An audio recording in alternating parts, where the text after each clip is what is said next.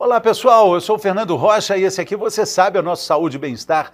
O programa de hoje está começando agora e a gente tem assuntos muito importantes, assuntos que estão ligados de certa forma ao universo feminino. Vamos falar sobre osteoporose, problema que atinge uma prevalência maior de mulheres, mas também atinge os homens. E vamos falar, aí sim, mais para as mulheres, vamos falar de rejuvenescimento íntimo.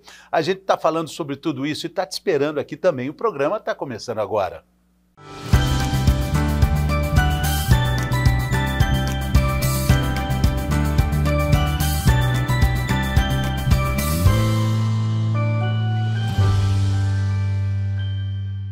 Então vamos lá, vamos falar sobre, nesse primeiro bloco, sobre osteoporose. Cerca de 10 milhões de pessoas no Brasil convivem com esse problema que tira não só a qualidade de vida, tira também mobilidade, tira anos saudáveis de vida. E a gente vai falar sobre esse problema e sobre os exames que podem diagnosticar a osteoporose, podem anunciar a necessidade de um tratamento mais intensivo. A gente está aqui conosco, quem está aqui conosco mais uma vez é o doutor Bruno Musi, médico ginecologista, densitometrista, com doutorado em saúde da mulher e coordenador do serviço de densitometria óssea da Rede Mater Dei há 25 anos. Que alegria, doutor, ter o senhor aqui mais uma vez, né? Obrigado, a alegria é minha. O senhor já teve outras vezes aqui conosco, já falamos sobre essa área tão fantástica da ginecologia, né? O que foi da última vez?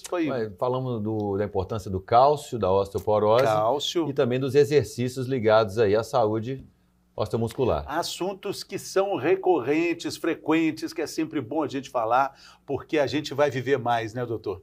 E se a gente vai viver mais, a gente precisa de músculos fortes, principalmente de ossos fortes, né? Isso aí.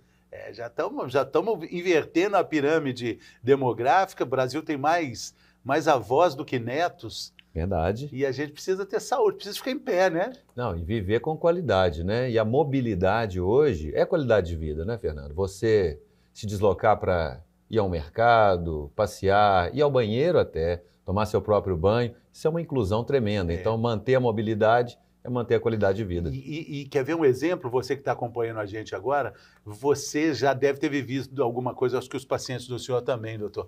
Torce o pé para ver como é difícil essa mobilidade, para ir até a cozinha, né? É difícil demais, é complicado. Não são todos locais que estão preparados e mesmo estando preparados, é um fator limitante. E aí, limitante e com comorbidades para outras questões. Pessoa já de idade que fica de cama, o que acontece? Fenômenos circulatórios, né? Principalmente, tromboembólicos, a imunidade vai cair. Então, podem haver questões respiratórias ligadas a isso também. Perde massa magra. Muito, a sarcopenia, né? Porque não está movimentando mais. Então, tudo começa com isso, né? Então, tudo a mobilidade, nós né? somos nômades, né? Fomos planejados, vamos dizer assim, a estrutura humana foi... Para ficar em pé. Para caminhar, deslocar, né? E hoje, com o mundo tecnológico, nós estamos contrariando esse nosso projeto original, né? Por isso que quando a gente pensou esse programa, eu fiz questão de fazer algo que a gente ficasse em pé. Bom. Não é melhor? Isso aí. Enriquecendo a atividade. E de vez em quando dá uma levantadinha assim para agitar o nosso segundo coração certo, que está aqui embaixo, que é na batata da perna. Mas, doutor, aí a gente fala sobre a importância da prevenção disso, né? Da prevenção da osteoporose, né? Sim. Como é que a gente lida com isso? Estava perguntando, é mais frequente nas mulheres? É mais frequente nas mulheres. E assim, como ginecologista tem a oportunidade de encontrar a mulher em diversos momentos importantes da vida, é a primeira menstruação, é a gestação, né? A amamentação também, claro. E depois, mais adiante, a menopausa. Então, ele tem momentos em que ele deve fazer essa prevenção ativa, né? Ele deve garantir, por exemplo, para a adolescente, que ela tenha esse estímulo da atividade física, mas que também tenha alimentos ricos em cálcio, vitamina D. Depois, mais lá na frente, para a gestante, vamos garantir esse cálcio para o nenenzinho que vai vir, né? E na menopausa, fazer a prevenção não é só com cálcio, às vezes ele pode até lançar a mão de uma reposição hormonal, que os ossos também vão agradecer, né? E nisso aí ele pôde intervir, pelo menos em 3 momentos importantes da vida da mulher. Cruciais. Então, acho que o papel do ginecologista é importante no sentido da prevenção dessa doença. Né? E mesmo assim, por exemplo, apesar da mulher frequentar tanto o consultório, ainda existem, por exemplo, a endometriose, um problema difícil de diagnóstico, né, para muitas também, né? Sim. Mas a gente falando da questão do cálcio, falando também da osteoporose. O cálcio é uma substância relativamente abundante no organismo. Ah, é. Isso mesmo. Ele é abundante porque o nosso esqueleto é a maior reserva de cálcio que nós temos. Ele é uma poupança. Eu lembro até que no outro programa a gente ainda tinha um negócio de colocar uma moedinha lá da poupança óssea, né? Você fez as coisas boas para o seu osso, né? Até os 45, 50, então você faz uma boa poupança. Porém, se eu não ingerir o cálcio ali no meu dia a dia, né? Na conta corrente, eu vou lançar a mão dessa poupança aí, ó.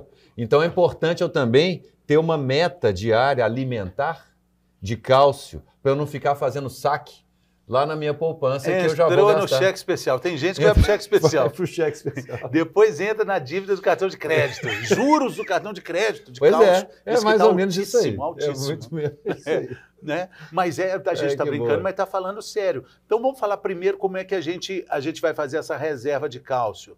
Atividade física, bater pé no chão, ajudar também, né, doutor? A própria marcha já é um estímulo interessante, sabe? O pessoal fala, tem que fazer exercício de impacto, né? A caminhada já nos dá esse impacto. Então, não ser sedentário é que eu acho que é a diferença. Às vezes a pessoa tem facilidade para fazer atividades na piscina. Aí você fala, na piscina não adianta. Adianta, porque os músculos estão presos nos ossos. Se esses músculos são exigidos, os ossos são exigidos. Então, na verdade, o termo correto é atividade contra resistência.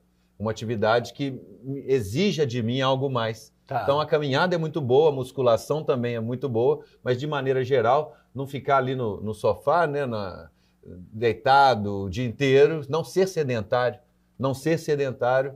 colocar aquela engrenagem em funcionamento. E aí a gente entra também, porque tem uma profusão de informações na internet, né, sobre a reposição de cálcio, o que cálcio é importante, a gente está vendo que mas a gente precisa entender que temos também uma abundância de cálcio aqui no organismo, mas a gente vai ajudar esse volume. Com o quê? Com a alimentação. Com a alimentação. Leite, queijo. O leite tem aquela questão da lactose, que nem todos vão ter facilidade, ou vão gostar, ou vão tolerar. Mas os derivados do leite, os queijos, estão lá com o cálcio. E às vezes com menos lactose. Com mais ou menos lactose, né? O famoso queijo curado não tem lactose. Já tem menos, porque isso já foi curado, o processo gordura. De cura. Isso. O frescal é o que tem mais, né? Lactose, porque é mais fresco. Né? Mas em geral, a pessoa percebe o que ela tem tolerância ou não. Né? Então ela fazendo essa meta de cálcio aí, ela já pelo menos não ser aquela pessoa que está com cálcio zerado na alimentação, né? Então é importante ter um aportezinho. Existe alguma informação na internet sobre o risco do cálcio colar nas artérias, né? Tem esse medo, esse cálcio demais aí vai colar nas artérias, se você não usar um magnésio, ele vai para o lugar errado. Olha, em geral, só se eu usar um cálcio acima da dose recomendada. Porque se ele estiver dentro da minha necessidade diária, ele vai para o osso mesmo, não é para outro lugar. Ele só vai sobrar se ele passar dessa conta, em geral, 1 grama, sabe? 1000 miligramas de cálcio ao dia são suficientes para a maior parte da população. 1000 miligramas de cálcio por dia. Isso. O que isso significa com relação? Uma fatia de queijo Minas tem 200. Uma fatia de queijo Minas do tamanho de uma caixinha de fósforo. Aí você vai lá, come 2 fatias de queijo Minas, 400. Metade do seu dia já passou. Só no café da manhã você já resolveu essa questão. Um copo de leite? Ué, tanto melhor. Mas tem gente que não consome o leite, né? Não consome. Então tem o iogurte. Tem o leite em pó, que pode ir na fruta, por exemplo. Então, assim, recurso tem. E quem não consegue vai aonde? Vai no comprimido. Até bala de cálcio você tem hoje. Então, assim, não é difícil você garantir. Fora os derivados de leite, onde mais tem cálcio na alimentação? As folhas verdes escuras são famosas, as sementes são famosas, mas assim, numa quantidade proporcionalmente muito inferior. Então, assim, um grande mole de couve vai me dar lá 150, 200 miligramas de cálcio. Eu consegui isso com uma fatia de queijo. Então, peraí que o queijo vem com mais facilidade. Não vou esquecer que o queijo também tem, sabe o quê? Proteína. Lembra da importância da proteína? Tem a proteína lá. Tem magnésio no queijo também. Tem zinco, Então o queijo, rapaz, ele é um concorrente de uma daquelas vitaminas coloridas que a gente às vezes vai na farmácia comprar. A fatia de queijo tem muito daquilo. Uma fatia de queijo. A gente tem que fazer, ô Madurinho, Bárbara, fazer um programa só sobre queijo. Tá vendo as maravilhas do queijo? O queijo Não tem é? essa coisa toda e nós temos aqui abundantemente o queijo mineiro, né? O frescal, o curado, o meia cura. Eu fico brincando assim, às vezes a pessoa fala, doutor, eu fui proibido de ingerir lácteos, né?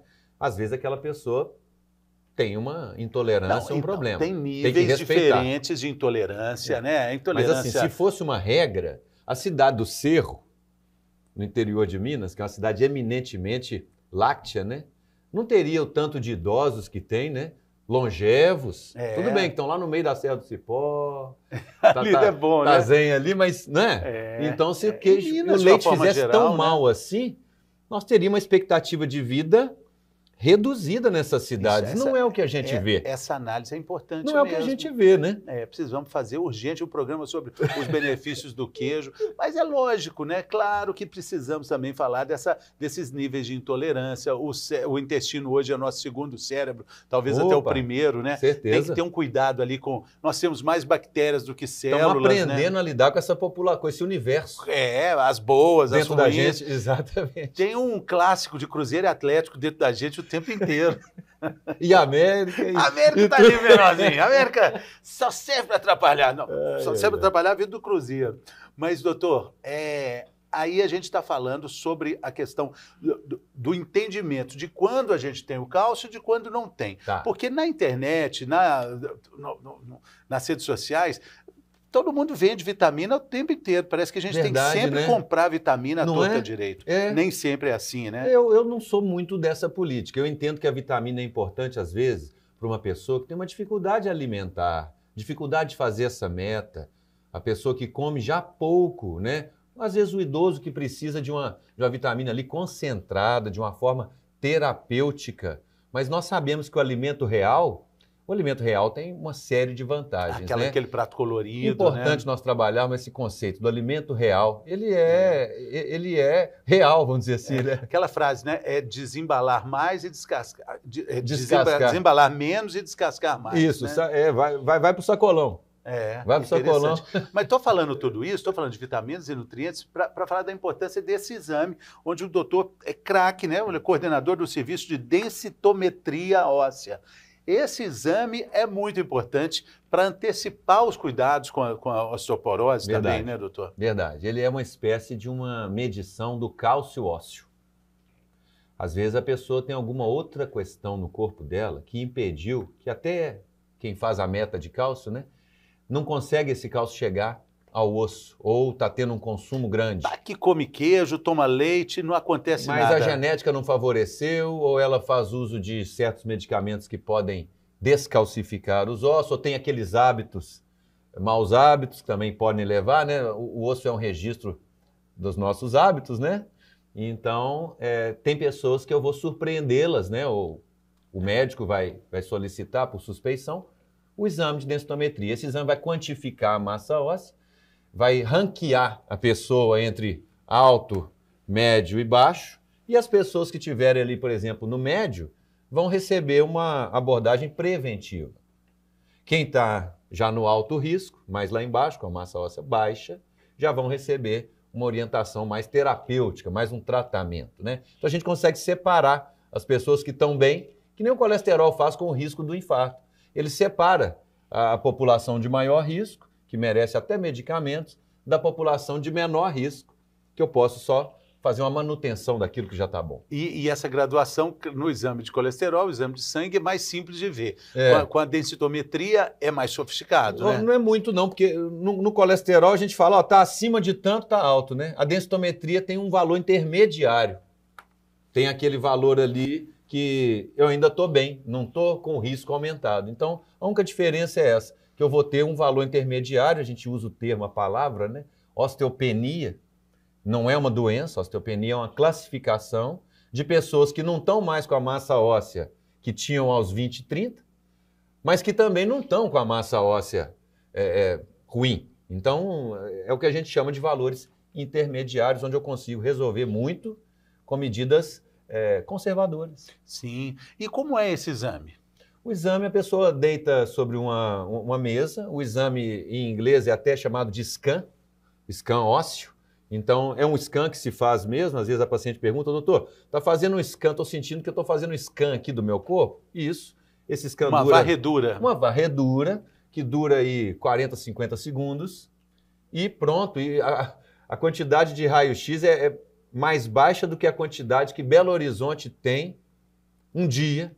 Se eu ficar ali na Praça do Papa, ali 14 horas, é equivalente a uma densitometria. Então, é mais baixo que o raio-x ambiental. Então, não há que temer. Não é uma tomografia, não é uma ressonância, não é sequer um raio-x. É um exame mais fraco, justamente para fazer de pessoas saudáveis, sem risco, e beneficiá-las sem expor a pessoa à radiação. E o senhor estava falando da condição do Brasil com a oferta desse exame. O interessante, o Brasil tem um parque, né, um volume, um número de equipamentos de densitometria grande. O Brasil tem 2.500 densitômetros, sabe? Tem densitômetros na rede pública também, 1/3 desses densitômetros está na rede pública, sabe? Então, ele tem uma oferta boa de densitômetros. É realmente, vamos dizer, a nossa cultura que agora que está incorporando mesmo isso na rotina. Interessante, para a rotina de check-up geral, né? Check-up. Mas isso também parte dos médicos, né? De um conhecimento do médico pedir, né? Exatamente, lembrar e do momento oportuno que ele fala, ó, esse paciente aqui, será que ele está usando um corticoide, por exemplo? Eu tenho pacientes que usam corticoides, então, até mais jovens, né? Por conta de artrite, por conta de lúpus, por conta de outras doenças autoimunes, e o corticoide sabidamente abaixa a massa óssea. Então, é um momento interessante. Outros pacientes podem ter, por exemplo, feito aquela cirurgia bariátrica, cirurgia do estômago, né, da redução do estômago. Eu vou absorver menos cálcio, então esse paciente eu vou querer estar perto da saúde óssea dele, cuidando da saúde óssea dele, né? E a menopausa, que é o mais clássico. Então, as mulheres entram vamos dizer, naquele período da transição menopausal, começa a onda de calor, né? E aí está na hora de fazer a densitometria, né? Então, o senhor recomenda anualmente, com que frequência? Um primeiro exame para a mulher deve ser feito quando houver a irregularidade menstrual ali próximo dos 45 anos, né? Então, começou a falhar a menstruação, vamos fazer uma densitometria, pelo menos para saber se a massa óssea dela, antes da perda que eu espero acontecer na menopausa, como é que está a massa óssea dela, é muito bom. No homem, a recomendação formal, científica, aqui no Brasil, é 70 anos para o homem. Só que se esse homem tiver uma cirurgia, tiver feito uma quimioterapia por câncer de próstata, tiver feito uso do corticoide, às vezes por questões respiratórias, tabagista, e acaba tendo que usar o corticoide, né, asma e tudo, então esse homem eu vou antecipar dos 50 em diante. Então, assim, se eu perguntar por idade, mulher 65, homem 70. Agora, se eu começar a fazer uma leitura dos fatores de risco, aí eu posso individualizar e pedir a densitometria naquele que eu suspeito, né? Exatamente. Agora, o senhor falou da mulher na menopausa, né? É legal também porque existe uma zona sombreada aí que define a entrada da menopausa, né? Uma dificuldade até mesmo para a própria mulher definir esse início, né? E tem muita mulher que colocou aquele dispositivo intrauterino, Fernando, aquele DIU, né, que inibe a menstruação, é um DIU que tem também progesterona, então ela fala, não parei de menstruar, mas porque coloquei DIU. Hoje mesmo aí fora eu estava conversando aí com uma entrevistada, paciente, que eu perguntei como é que está a menstruação. Não sei porque eu uso DIU. Então ela colocou o DIU ali por volta, né, dos 40 e poucos e já está com 50 e poucos, não sabe se passou da menopausa, porque ela não tem mais o sinal da regra. Sim. Ela vai ter que depender de outros sinais. Sintomas ali. Tem uns sinais até meio emocionais, a pessoa fica um pouco mais irritada, né? Eu sou casado, né? Lá em casa nós passamos por isso também. Então, quando a mulher passa na menopausa, o homem também percebe algumas alterações no humor. Aliás, no até sono. uma forma que a gente sempre diz aqui, né? Essa participação do companheiro, da companheira na relação, de entender esses ciclos, essas mudanças. A oportunidade do homem evoluir, eu acho, Fernando. Porque ele não tem essa mudança, né? que marca, né? A menopausa não marca. Então o homem não faz revisão, não faz exame, não faz... a mulher vai muito mais ao médico. Mas o que eles chamam de essa comparação da andropausa não é exatamente a mesma coisa, né? A do homem eu acho que é dividida em 3 prestações, sabe? Aos 25, aos 45 e aos 60. E a mulher paga tudo à vista, ali nos 45, 50, né? E é um período de tanta atenção. A gente está falando sobre a osteoporose, mas outro dia a gente estava conversando sobre isso, acho que aqui também. Poxa, a mulher pode correr o risco até de engravidar no período que ela está achando que ela está na menopausa, justamente por uma falta de atenção a esses sinais, né? Pode. Nós temos, por exemplo, eu tenho colegas que, né, na minha época lá, nós fomos colegas aí de colégio, né? Que agora estão chegando nos seus 53, né? Com a minha idade, né? E estão lá na pílula. Eu falei, mas como é que nós vamos fazer para saber se você está na passagem? Eu não largo a pílula que eu morro de medo de engravidar, doutor.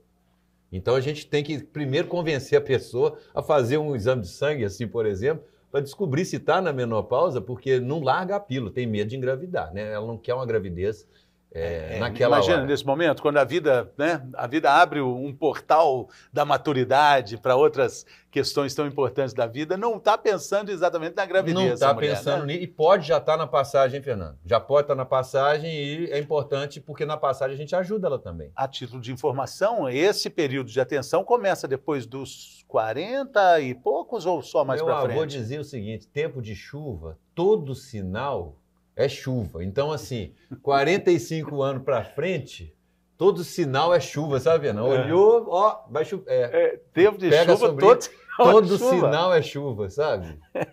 É verdade. Muito interessante isso. Falta dizer também um pouco sobre outra proeza do exame de densitometria, que é também falar do aspecto orgânico, avaliar a gordura, né? Sim, do aspecto metabólico, fitness, né? Nós temos muito atleta que vai lá acompanhar, porque atleta de alto rendimento pode estar treinando muito e perdendo músculo em função do alto treinamento. Eu também vou ter o cliente que quer emagrecer, quer perder gordura, vai entrar numa dieta rigorosa e não quer perder músculo. Quer perder gordura, mas não quer perder músculo. Então, o médico tem como monitorar isso. Então, nesse caso, a gente vai fazer também a densitometria, mas não com a finalidade óssea, com a finalidade metabólica. Então, é muito útil para quem deseja fazer modificações da composição corporal. Por exemplo, tem um atleta que quer hipertrofiar. Tem uma moça que foi lá conosco, fez o exame, ela era fisiculturista, né? Fisiculturista, e ela queria mudar de categoria. Então, ela queria ganhar massa muscular sem ganhar gordura. Então, faz aquela dieta alimentando muito e malhando muito. Mas, se ela for surpreendida com gordura ao final, ela perde o concurso.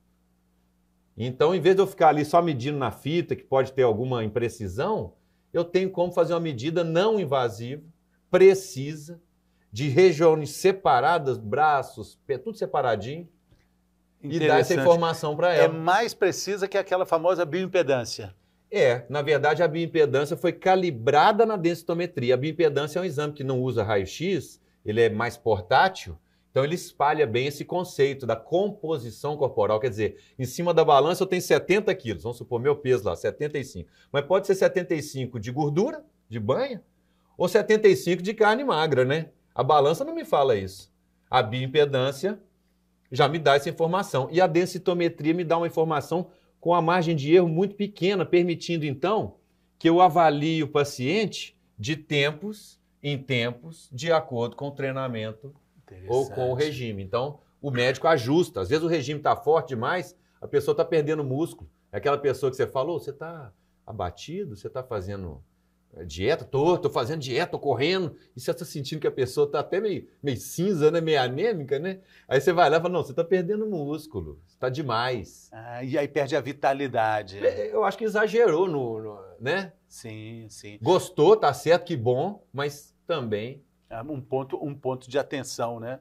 Interessante. Bom, e a boa notícia é que o exame de densitometria óssea no Brasil é abundante. A gente tem hoje, o senhor falou que tem mais aparelhos aqui no Brasil do que em toda a América do Sul. Na América Latina inteira tem 1.000. O Brasil tem 2.500. Interessante. Ou seja, então não deve ser um exame caro para fazer no particular. No particular ali, R$ 160, podendo variar, lógico, de 70, 80 a 170, mas um preço médio aí muito Sim. Dependendo da recomendação, o plano de saúde deve cobrir também. Não, cobre, sempre, o plano de saúde cobre. E o SUS oferece, inclusive, algumas cidades menores onde a prefeitura disponibiliza o método, né? Muito bem. Então, a recomendação é essa para o cuidado, né, com os ossos. A gente falou de atividade física, a gente falou de alimentação regrada e falamos de um cuidado clínico também, né, doutor? Isso.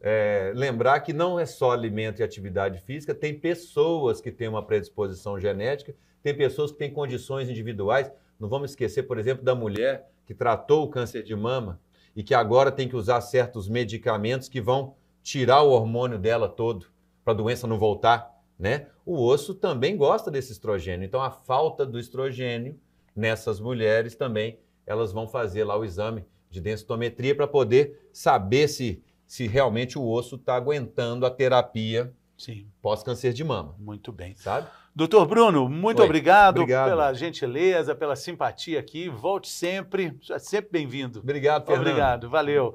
E a gente faz um rápido intervalo e daqui a pouco está de volta.